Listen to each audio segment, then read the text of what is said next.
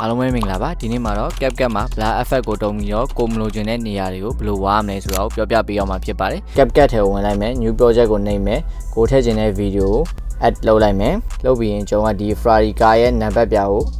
blur လုပ်ချင်တာဘယ်လိုလုပ်ရမလဲဆိုတော့ကျွန်တော်ပထမဆုံး effect ကိုနှိပ်လိုက်မယ်နှိပ်ပြီးရင် video effect ကိုရွေးလိုက်မယ်ရွေးပြီးရင်ဒီ search bar မှာ blur effect ဆိုတာကိုနှိပ်လိုက်မယ် effect လေးကိုတုံးပေးမယ်ဒီလိုဆိုရင်ကျွန်တော်ကတစ်ခုလုံးဝါနေလိမ့်မယ်ဒီတစ်ခုလုံးဝါခြင်းကျွန်တော်ကဒီ Ferrari car ရဲ့နံပါတ်ပြာကိုပဲဝါခြင်းတယ်ဆိုရင်ဘယ်လိုလုပ်ရမလဲဆိုရင် over လေးကိုနှိပ်မယ်နှိပ်ပြီးရင်ဒီရဲ့ video ကိုပဲပြန်ထည့်လိုက်မယ်ထည့်ပြီးရင်အစားနေသွားမယ် site ပြီးပြန်ချဲလိုက်မယ်ခုနကနေထည့်လိုက်တဲ့ over လေးလျောင်နှိပ်မယ်နှိပ်ပြီးရင်ကျွန်တော်ကဘာလုပ်ရမလဲဆိုတော့ max ကိုနှိပ်လိုက်မယ်နှိပ်ပြီးရင်ကိုကဘယ်လိုပုံစံ max အုပ်ချင်တာလဲဆိုတော့ကျွန်တော်ကတော့ rectangle ပုံစံနဲ့ max အုပ်ပါမယ်ပြီးရင်ဒါဆိုရင်ကျွန်တော်ကအုပ်ချင်တာ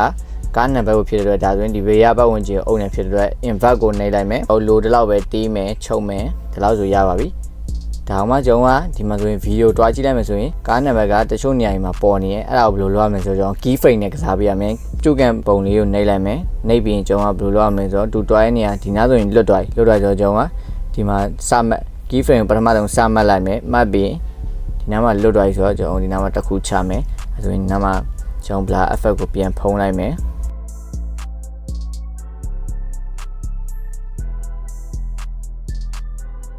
ဒီလိုဆိုရင်ကျွန်တော်မမြင်ချင်တဲ့နေရာတွေကိုတိကျအုပ်လို့ရပါပြီအားလုံးကျေးဇူးတင်ပါတယ်